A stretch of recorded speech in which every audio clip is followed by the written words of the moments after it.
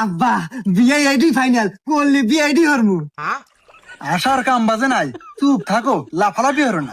মেয়ের সম্পর্কে আরো জানা নাকবো। তা বিয়াই, মেয়ে এত ভালো। আচ্ছা মা, তুমি নামাজ কালাম পড়ো তো?